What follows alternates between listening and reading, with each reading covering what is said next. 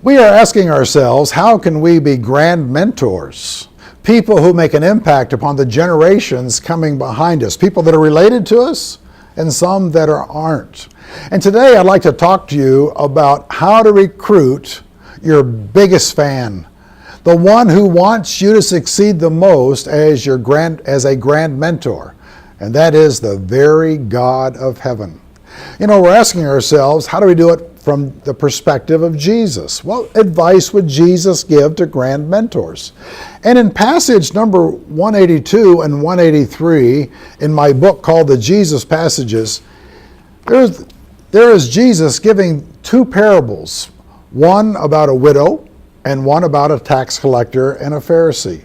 And in those two parables are messages about prayer. And the main theme of the parables is very simple. God wants to change your situation. God wants to change other people. And sometimes when you pray and God doesn't change the situation or that person, maybe God wants to change you. Whatever the change may be, my friends, God wants to become your biggest fan. He wants to help you to succeed as being a grand mentor. But the key to recruiting his help is very simple. You have to pray. And prayer is just simple dependence upon the God of heaven, asking him to invade your life, to use you as an instrument of his grace and peace in the lives of those you love. You know, whenever I think of the people I would like to grand mentor, I remember that God made them, and he loves them, and he cares for them even more than I do. So therefore, I should be talking to him regularly. I should be depending upon him on an ongoing basis, seeking his guidance to do what he tells me to do. You know, my wife Susan and I have been involved in ministry for several decades, and we've seen a lot of people come to Christ. And usually, after they've had this life-changing experience, we ask them, what kind of influences did you have in your past? And it's interesting, person after person will tell us about a grandparent, a parent, a neighbor, a friend, someone they knew at church that was praying for them. And I realized that our success in their lives that day really belonged to someone who years ago was involved in praying, recruiting the greatest fan, the God of heaven, to invade, to participate in the life of that dear person. I ask you today, do you pray? Do you pray for those people that are coming behind you? Is there a time in your day when you set it aside and say, God, I want to intercede on behalf of these dear people that I love?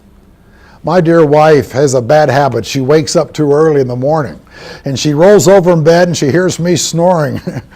She takes advantage of those moments as her prayer time.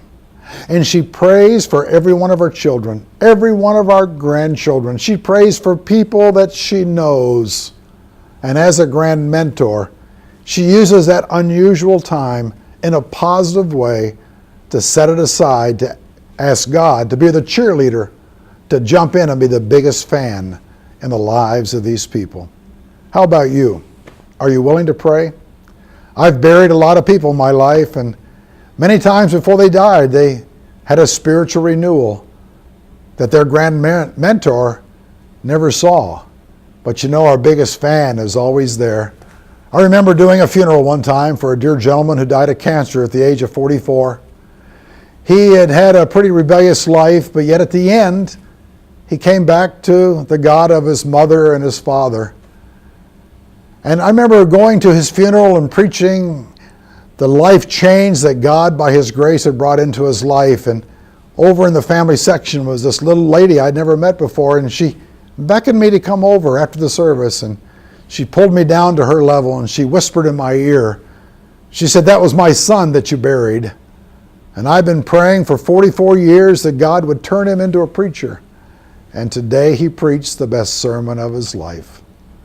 I thought to myself, that woman as a grand mentor did what she could. She prayed and asked the God of heaven to do what she couldn't. And that was change the life of someone that she loved. My friends, You're not a grand mentor all by yourself. You have a fan in heaven that's your biggest fan of all. By God's grace and through prayer, recruit him to do what only he can do.